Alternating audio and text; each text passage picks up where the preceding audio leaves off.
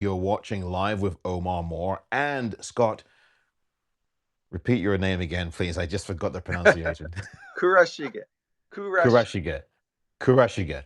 Kurashige. My apologies, Scott. Scott Kurashige, the author of the brand new book, American Peril, the history, the violent history, excuse me, of anti-Asian racism. This is the book right here for those of you who are tuning in. I'm giving away one copy of this book to paid subscribers, to a paid subscriber today. I'm going to draw you out in the hat at random. So that is coming up. I want to invite and welcome you all.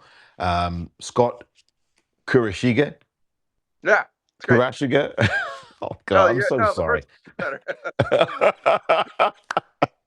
better. Let me formally introduce our guest today. Scott Kurashige is the author of the book American Peril, The Violent History of Anti-Asian Racism. He has written at least 5 books. He's co-authored one of those books with the legendary Grace Lee Boggs. He has also written on intersectionality with Black and Japanese people in Los Angeles, California. And I really would encourage you to go and check him out on his webpage. We'll talk about the sites and things and places where you can go to see Scott and subscribe to him. He's here on Substack, obviously. Please subscribe to Scott. He's done some great, fabulous work. And the book that we're here to talk about today is indeed his latest book, which is, of course, called American Peril, The Violent History of Anti-Asian Racism. Scott, good afternoon to you and welcome aboard. Thank you so much for having me. Thank you, everyone joining online too. Absolutely. Thank you, Scott. Your book is fascinating. I have not got to the end of the book yet, full disclosure for everybody watching, but I am definitely going to get to the end of your book.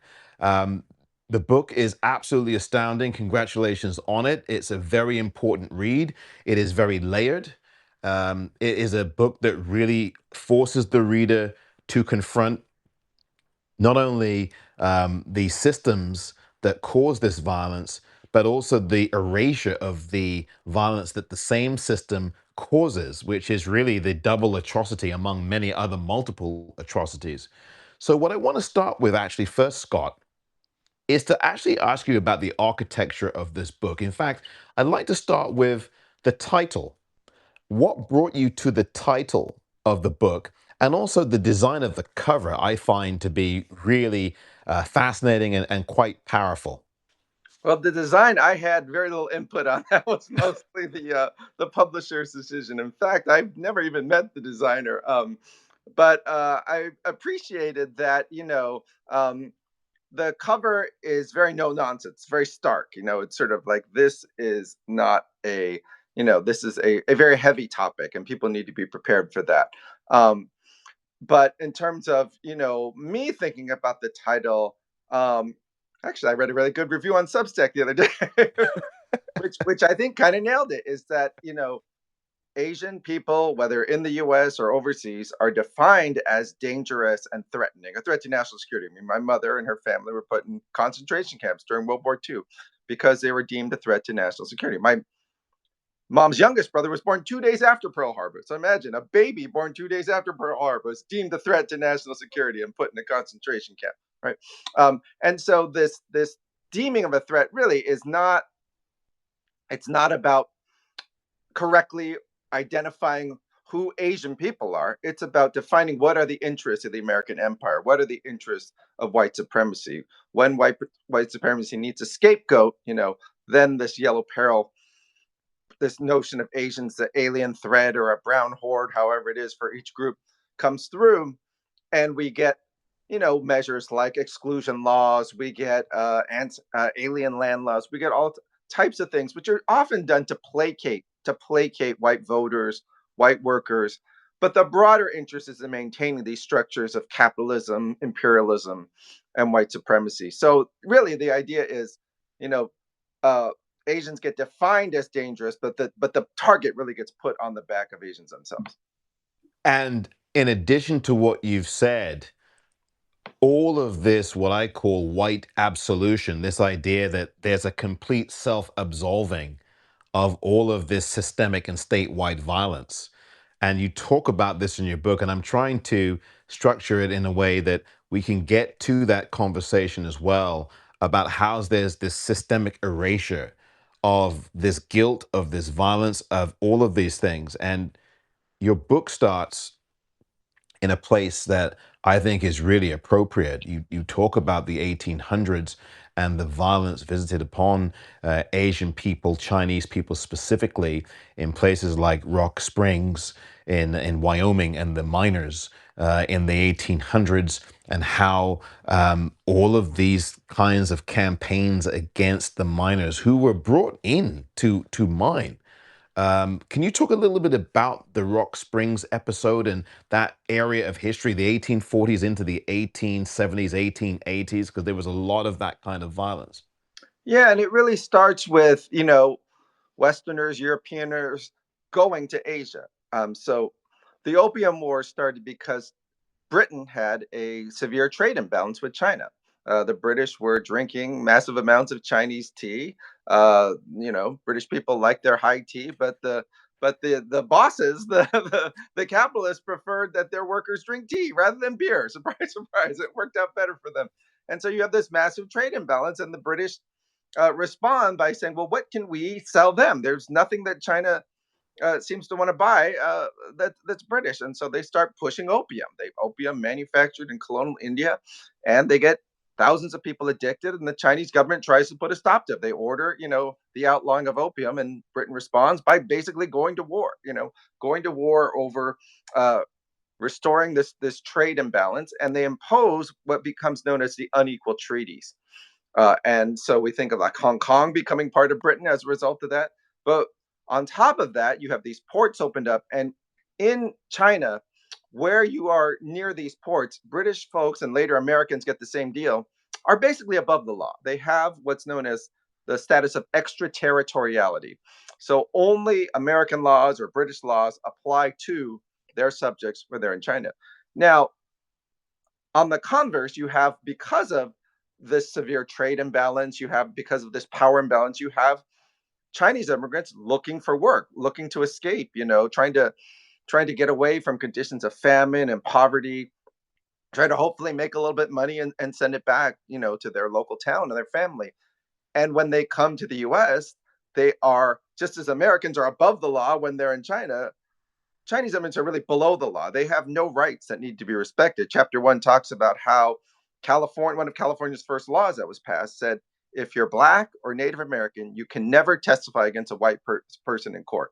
I mean, we think about how horrendous this latest Voting Rights Act reversal was. This was just blatant white supremacy. A white person can just beat people, kill them, and if the only witnesses are Black or Native American, they can never testify against them in court. Well, there was a white man that killed a Chinese immigrant, and the Supreme Court of California said, "Hey, you know what?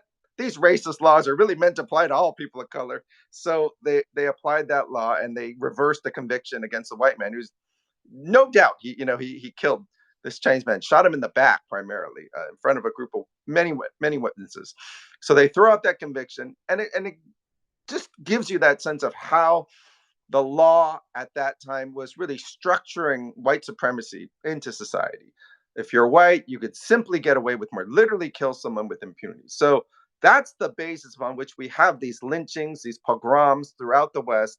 But the other side of it is, why were uh, elites interested in bringing Chinese immigrants to the US? Well, they might have come here looking to get rich through the gold rush, but the reality is there were racist laws that prevented non-whites from gaining access to to the riches of gold, and there was violence to drive them out as well. So for the most part, you have Chinese immigrants either only going to sites that have already been picked over by the whites who got there first, or working in these mining camps, or later working for the mining industry. And so in the case of Rock Springs, it's coal. They're coal. And why was coal needed? Well, because the transcontinental was Continental Railroad was built largely on the west side with Chinese labor. And when the railroad was done, I mean, Chinese workers couldn't even ride the train on the tracks they built back to their back to California for free. And so they're looking for work all over the West. And of course, again, you've got uh, companies running the trains that need coal to run them. So that's how Chinese end up in the mining industry. But at the same time, you have white workers, and let's be honest. I mean, it wasn't easy being a white worker in the 19th century either. People were going on strike. They were facing horrendous conditions. There was nativism against the Irish when they first came, and then the Italians. But for the most part, they were able to at least get the rights of citizenship, the rights to vote, and the right eventually to form unions. But unfortunately, so much of those rights were used to hold down Chinese immigrants and other people of color rather than fully confront, the totality of capitalism. And so that's what happens in Rock Springs. You have white miners who say, we get to work these areas. Chinese are supposed to stay out, and there's just this constant scapegoating, um, and it turns into an outright massacre of 36 Chinese immigrant workers, including, I mean, people being burned alive. It's just a horrendous scene, um, and it was, not something that happened every day, but sadly, it was not the only instance of that type of mass violence. In Los Angeles, my hometown, 1871, there are anywhere from 18 to 21 or more Chinese immigrants killed in one night of just uncontrolled mob violence and lynching. Oh, yes. And you talk in your book about white women participating in this violence in Rock Springs, shooting and participating in this violence against the Chinese. Here in San Francisco, around 1877.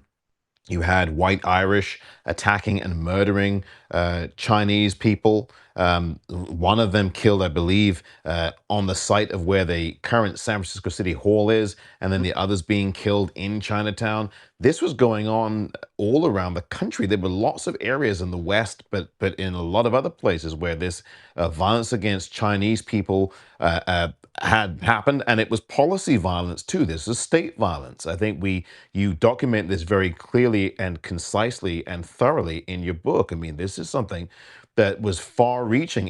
It wasn't only these mobs. These mobs were fueled by the law. And the law gave them this entitlement to do this, which was another form of state terrorism in that way. Yeah, and it was not random violence. It wasn't just irrational people wanting, to beat people up or hooligans. I mean, their goal was to ban Chinese from migrating to the U.S. and they achieved that with the Chinese Exclusion Act of 1882. In California, these mobs propelled the rise of the Working Men's Party.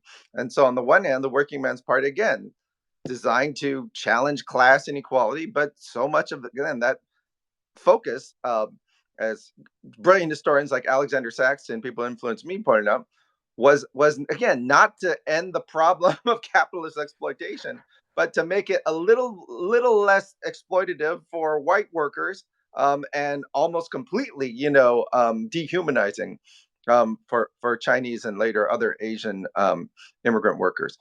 And the slogan of the Working Men's Party was "The Chinese must go." I mean, they pushed very hard for the exclusion of Chinese immigrants and a ban on Chinese immigrants becoming citizens. But they also eventually won over the Republicans and the Democrats. Absolutely. I mean, it That was a is completely one-sided vote. It was, almost unanimous, the vote on Chinese exclusion. Now you had folks not in Congress like Frederick Douglass who spoke out against it. Folks like uh, uh, Frederick Douglass, of course, being an African American and an abolitionist. So there were folks who had a more progressive view on civil rights and racial equality, even in the 19th century. But they were not the primary proponents in Congress when they were voting on Chinese exclusion. absolutely. And then you note in your book about Frederick Douglass, I think in the 1860s, he spoke very forthrightly and passionately about Chinese needing to be citizens of the country and need to be given the full and realized respect that any other citizen would get, that white citizens would get. He was very outspoken about that. And like you say, but like you say, that number was very outnumbered in the dynamic of the country and the political dynamic at the time. And I think something else is interesting, and I don't remember. And thank you, audience, for joining us. It's really a pleasure that you do. If you have any questions for Scott, let me just make sure I put this in. We have a short period of time in which to in which to have this conversation.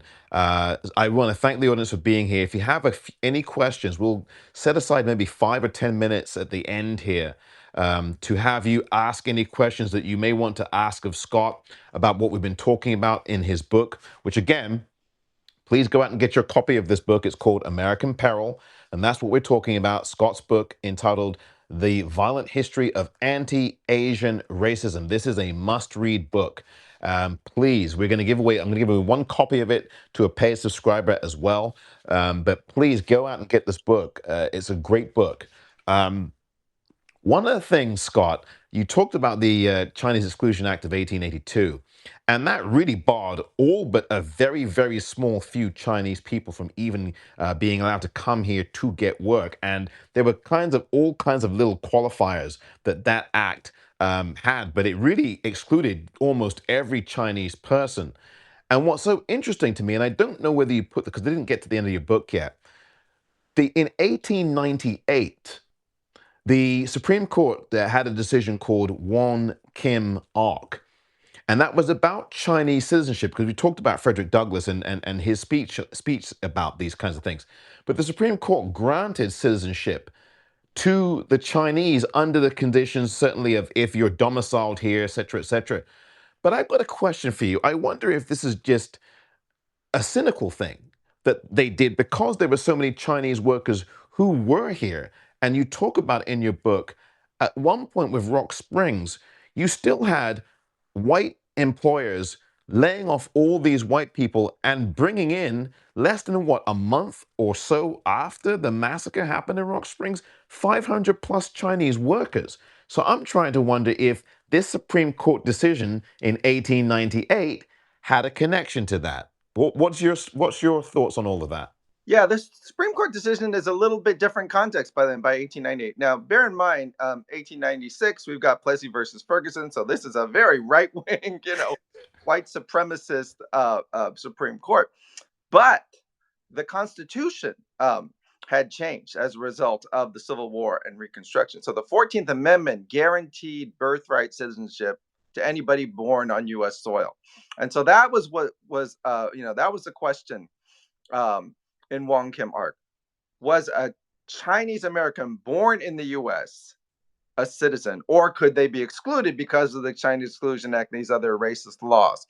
Um, and so in 1898, the Supreme Court said yes. They did affirm 14th Amendment. There was also a Civil Rights Act passed that affirmed. So really, it was again the movement for abolition, the at that time radical Republicans who pushed through civil rights measures that expanded birthright citizenship rights to everyone, and they were very clear about this. So, I mean, think about, again, we've had this extremely racist Supreme Court in the 1890s.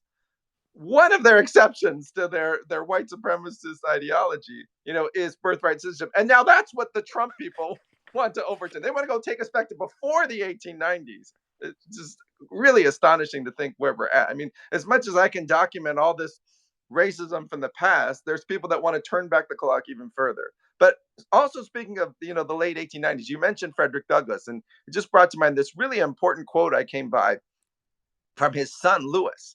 So the other thing about 1898 is the U.S. is starting to shift, right, from manifest destiny, transcontinental, to becoming a global empire. The Spanish-American War taking, over Spain's a dying empire. Some people say the U.S. is a dying empire today, but certainly in the 1890s, Spain was a dying empire. U.S. goes to war, flimsy pretext that the battleship Maine had been attacked.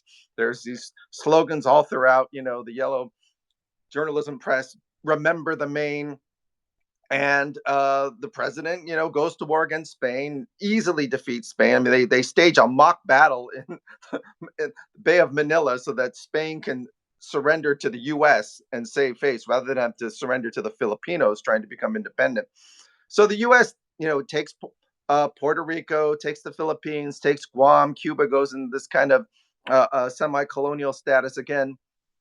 Um, But there is this big question about is it right for the U.S. to become, an imperial power like this, to deny Filipino people the right of independence when they had cited the Declaration of Independence, the American Declaration, as cause for becoming independent.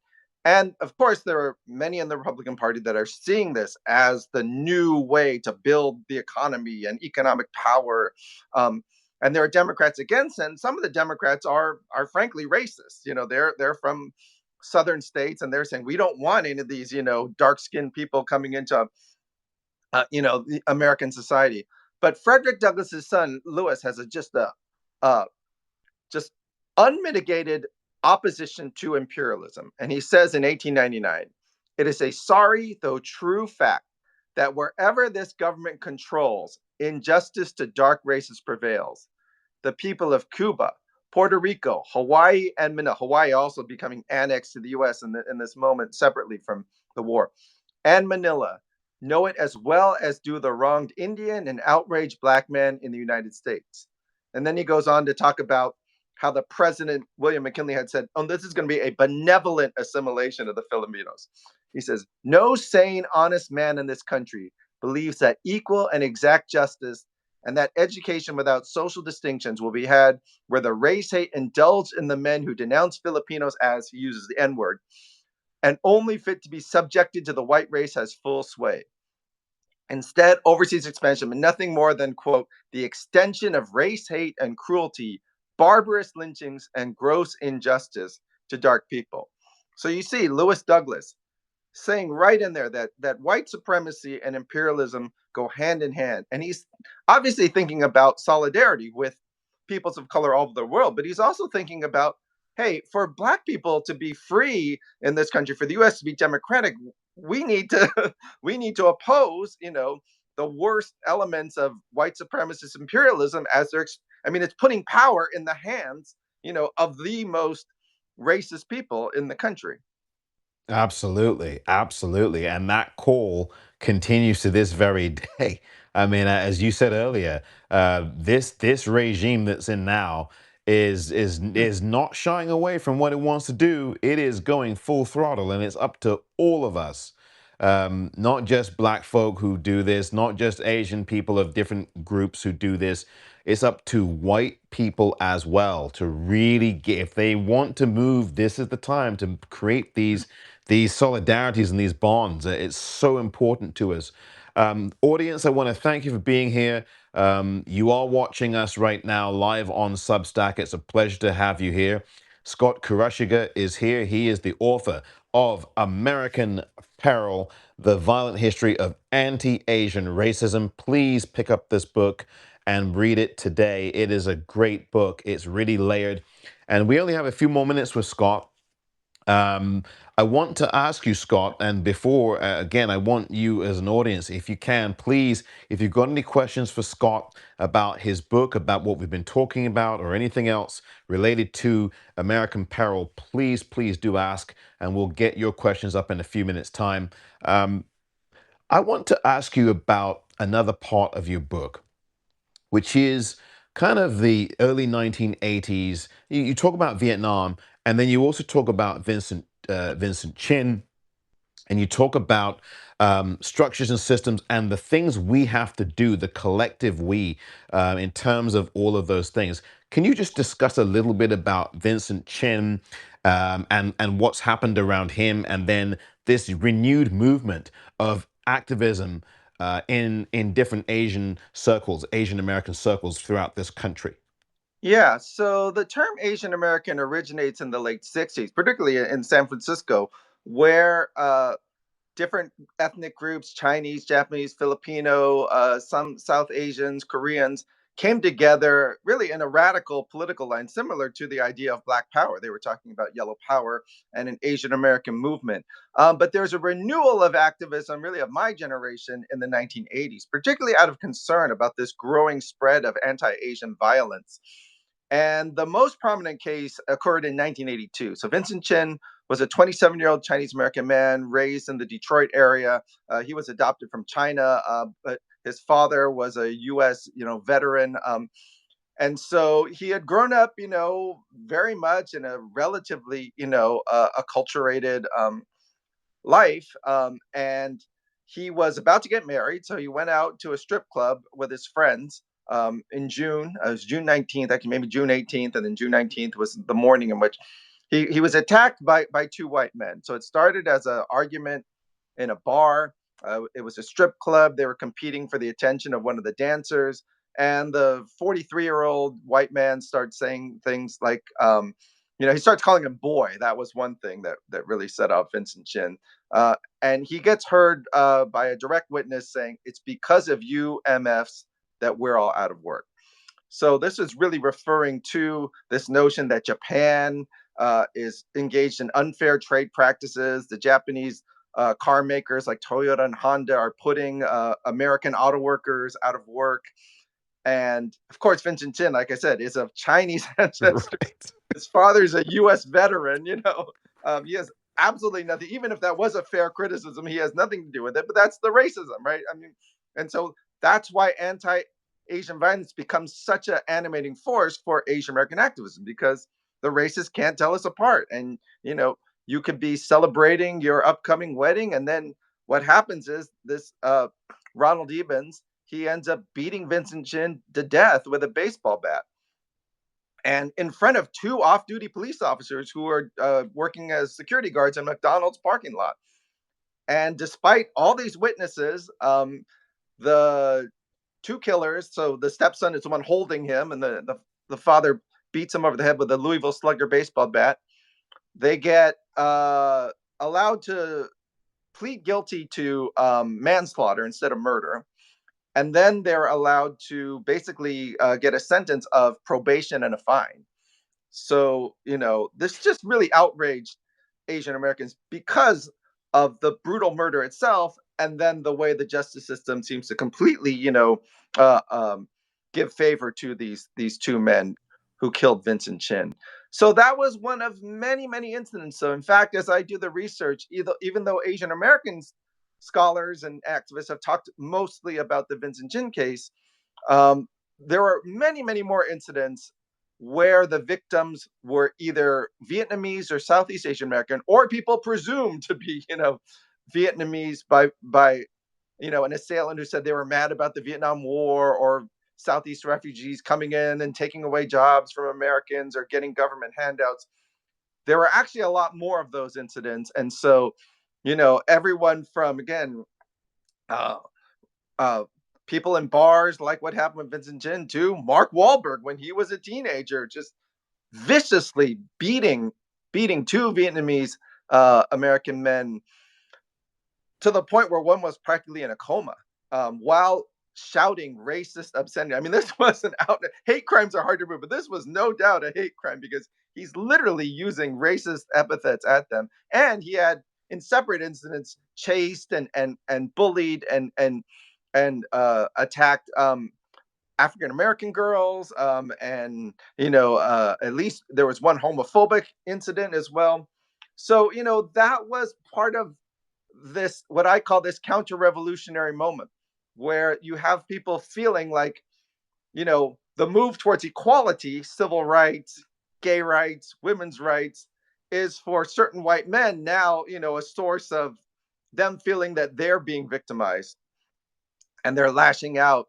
Again, while they may be mad at the government, they're oftentimes lashing out at, you know, people in their own neighborhoods or people in bars, people who are, completely defenseless in a number of these cases. And so, in that context, again, you have this call for more hate crime laws. You have Asian American victims of hate crimes working with the families of James Byrd and Matthew Shepard, and you do get some hate crime laws passed.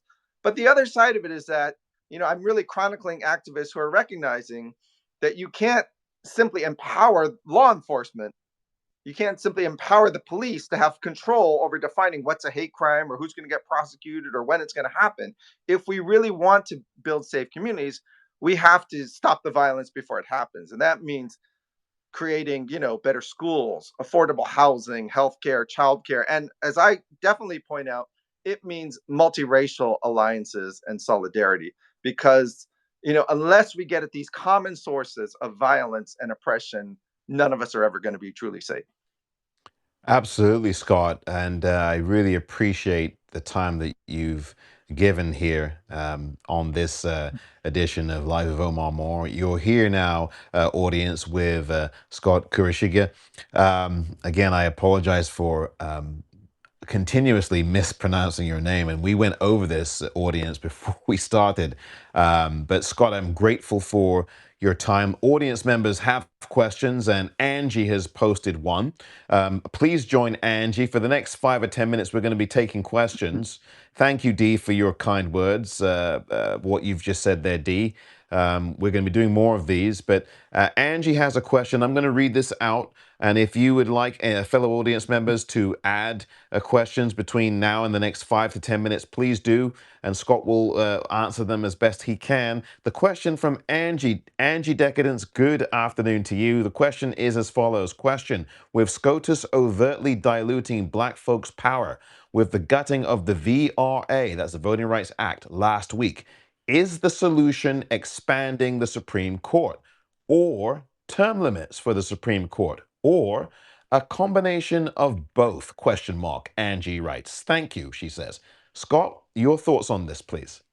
Well, I will say, my book doesn't go directly into that topic, but I will try to address it because my book really gets at the roots of this counter-revolutionary, this far-right shift, as we were talking about, in response to civil rights, in response to more equal immigration laws. Um, and one thing I want to say about Supreme Court, I do talk about a lot of Supreme Court cases You do. in this book, and one thing we can see is, we can talk now about, John Roberts cared so much about the legitimacy of the institution, and now he's willing to just, he's shown his true colors. Well, the reality is the Supreme Court throughout much of this country's history has been biased, overtly biased towards white people, towards landowners, towards capital. And so really what we're doing is reverting back to the mean. And so again, although again, as we said in Trump's case, even the birthright citizenship ruling of 1898 can't stand in their view. They want to go back, turn back the clock even more. But there are so many cases where the courts are just blatantly in favor of whites. I mean, even when FDR was appointing justices, some of them were, one was a former Klansman. I mean, so, you know, I think that's the important thing, is that we need to figure out a way to both preserve what is most democratic within the Constitution, that it really was people fighting for more democratic rights that gives us things like the 14th Amendment, or even to a large degree the First Amendment. Um, and that at the same time, there is so much race and class bias structured into the Constitution that we should not fall into these, notions of originalism, or treat these documents as sacred. They have to be adapting to the democratic will of the people. And right now, they are inhibiting the democratic will of the people. I mean, when we look at this, ruling in Virginia, um, it's just, I mean, they'll use whatever logic fits at that moment, and then they'll use the opposite logic, when they want to make another argument. Right. So I think the other point I want to make about the Supreme Court is, for years when they were making these racist rulings, and there's two examples of anti-Asian rulings where they said, if you're not white, you can't become a naturalized citizen. There was a law that explicitly said that in Congress, but they always add these editorial comments where they say, well, but we don't mean to offend anybody by saying that. We're simply saying that the races are different. We're not. It's absolutely absurd, right? They're making these white supremacist arguments and rulings, and then they say it's. But it goes back to original point about the racism and the violence. On the one hand, it's so brutal that you can't have an empire without that racism and that violence. And on the other hand, they want to argue that the empire is benevolent, that it's innocent, that Correct. that the U.S. is the first empire that's designed to uplift and free people rather than oppress them. It goes back even to Dick Cheney's argument that they'll, or even Trump more recently, saying, "Oh, we're going to go into Iran and everyone's going to love us," you know. And so that's why the erasure becomes so important, because they want the empire, but they also want to preserve this myth of American, innocence, American exceptionalism. And the Supreme Court goes right along with that. We're getting to the point now though where everybody can see through the charade. There really is no more mythology. Everyone can see, what's happening. And now it's on us. I mean, whether it's, term limits or expanding the court, the point is, unless we take the power in our hands, unless we organize, unless we challenge these oppressive systems as our ancestors have done for generations, we're not going to have, in order to have options, we have to organize first. Absolutely. And one of the things I say, Scott, I say this to the Substack audience watching all the time, and audience, thank you very much for joining us. We really appreciate it. I say this all the time, Scott. People have to stop being spectators. They have to stop being spectators and have to really start being contributors and really do the work. The 1965 Voting Rights Act is no longer. And people have to really realize that the civil rights struggle didn't end in 65. This continues. It's a continuous fight, and we all have to be involved in it. Not just some of us, not just one group of us, but all of us. It's so critical. And I appreciate your comments that you've made around this and around the other things you've said. I wanted to ask you one thing, and if there are any more questions, please, you really need to buy this book. American Peril, The Violent History of Anti-Asian Racism. It's a very important read. There's a lot of nuance. There's a lot of things in here that you have no idea of that have happened, that have been completely erased from history and from American history. America, we are taught, like Scott, you're saying, there's a mythology about this country. And there's so many people, especially so many white people, who have bought into that. And it's really frightening how deeply people have bought into it. But one thing I wanted to ask you as we get toward the end, and I also give away this book to one of the paid subscribers, is what along your research surprised you, astounded you? What was there about going through this process of researching and writing this book that really kind of stood out to you? Something that stood out to you that maybe you weren't aware of, something that was surprising to you. Could you talk about that? Something that may have surprised you or astounded you during the course of your research for this great book?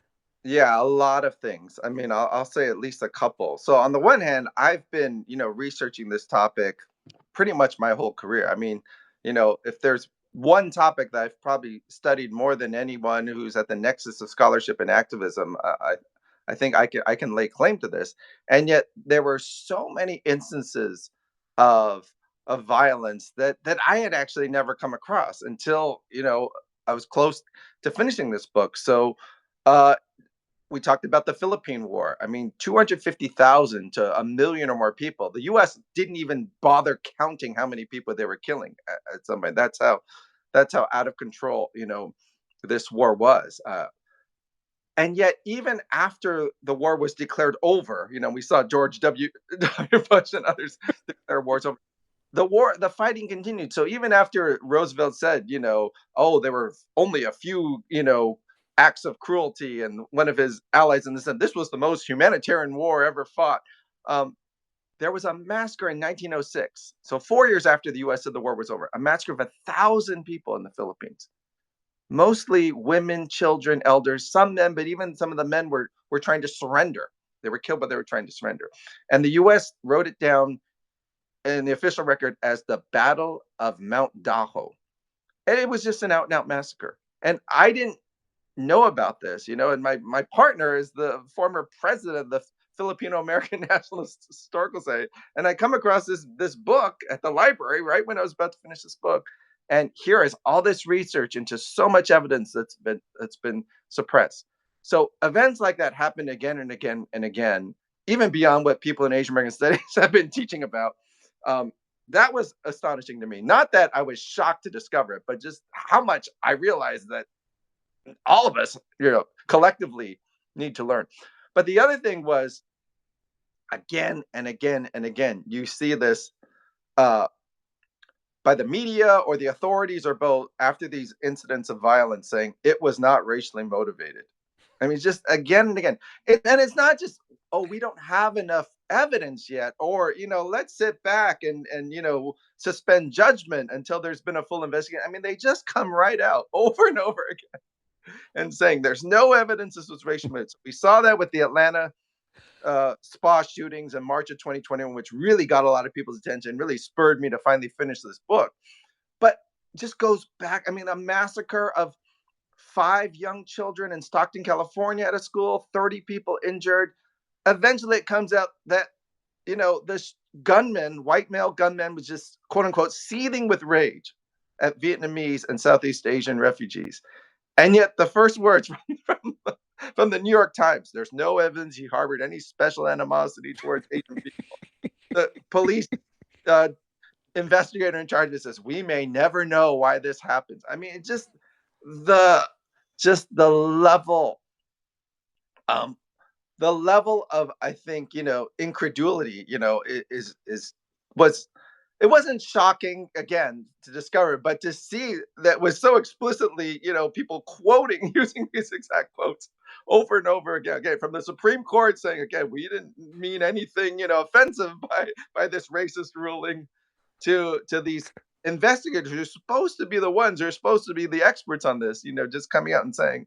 And again, it goes to the fact that not only do we have a society in which nobody learns anything about Asian American history, they learn very little to nothing about Black history or Native American history or Arab American or Latino, Chicano history as well. Um, but it's not this, they don't learn anything. They fill in that ignorance with misinformation. This notion that, oh, there isn't violence against Asian, or there isn't racism against Asian, because I didn't learn about it, and therefore, unless I admit that I'm ignorant, I have to say it didn't happen, right? I mean, it's that confirmation bias that we get. Absolutely, Scott. Thank you so very much. Audience, you have been watching the author Scott Kurashige with his brand new book, American Peril, The Violent History of Anti-Asian Racism. I want to thank Scott. And Scott, I'm going to give away this book. I know we're at, I think, 41 minutes now. And so we're right on where we said we were going to be in terms of time. You can choose to stay for the giveaway where I draw a name out of a hat, or you can say goodbye. But whatever you choose to do, can you please tell the audience where they can find you, where they can subscribe to you, all of those great things? Social media, Substack, you're on Substack, so please subscribe people to Substack to subscribe to Scott. Scott, take it away and tell everybody where they can find you and everything else that you do. Thank you. Yeah, so the book is available from University of California Press. If you want to support a local independent bookshop, you can go to bookshop.org. I'll be in Minneapolis this Sunday, May 17th, at the Eastside Freedom Library. Then I'll be at the Chicago Public Library at 6 p.m. on Tuesday, May 19th, which is the birthday of Ho Chi Minh, Malcolm X, and Yuri Kochiyama. A beautiful day to think about Black, Asian, and international solidarity. And the other thing is, I will say, if you can't afford the book, gas prices are going through the roof right now. Ask your library to order it, or make sure the library has it, or make sure they have two in stock if the one you want is already checked out. Absolutely, Scott. Scott, I want to thank you very much indeed. I'm going to give away the book. If you'd like to stick around for that, you're more than welcome to. If not, I understand you might have to. You're under time constraints as ever, and we did agree to 40 minutes. It's entirely up to you. I'm going to give away the book now. So one paid subscriber is going to receive this book. Okay. And so I really would like you to buy this book. Please do, or have your library, as Scott suggested, order it, order more than one copy of it. This is a great book, and I've not got quite to the end of it yet, but this book is a very important read. It's about our history. It's a history of this country, and it cannot be ignored, and this is indispensable. If you are a student of history, or even if you're not, this is the book for you to purchase and read. Please. All right, I'm going to give away in this paper bag. I've got some paid subscriber names. And Scott, you can formally congratulate the person's name I put out of this hat if you'd like as well. Okay, sure. Oh, and I At forgot. random. Actually, we pointed out. I'm in Seattle, so I'm actually doing 3 more events in Seattle too. So uh, I'm gonna Wow. where I'll be. So Minneapolis, May 17th, Chicago, May 19th, and then Seattle, May 28th, May 30th, and June 10th. And just look at my Facebook, the public posts on my Facebook page, or Instagram, or Substack, or I think even Twitter. I still use every now and then. Excellent. And I will actually put these links as well up. I'll put them up on my Substack too. I'll put the links to all of your area where you are, and also on your Substack. I know you link all of the social media places you are. Dr. Mary Marshall is asking, where can she find a list of cities you're appearing in? I believe you have a website with all those lists on it. Those, do you have a site with that? Yeah, yeah, and that's linked to my Facebook page as well. And Substack. Yeah, it's on my Substack. I don't have as many Substack posts, so it might be easy to find. I just I'm not as accomplished as you are. Oh no, come on, Scott. You listen, you're far more accomplished. I mean, look at you listen, people, Scott has written 5 books. He co-authored one of those books with the legendary Grace Lee Boggs. He has been doing this for quite some time. I hope you don't mind me saying that, Scott. He's been doing this kind of work for a long time. He has a great bibliography of books, and I'm going to be reading the other books that he's done too. So when I get through with this one, but I just want to see if I can get this in here. The winner of this book, one of the paid subscribers, and it pays to be a paid subscriber because you get a chance to get one of these. Okay. And the winner of American Peril is,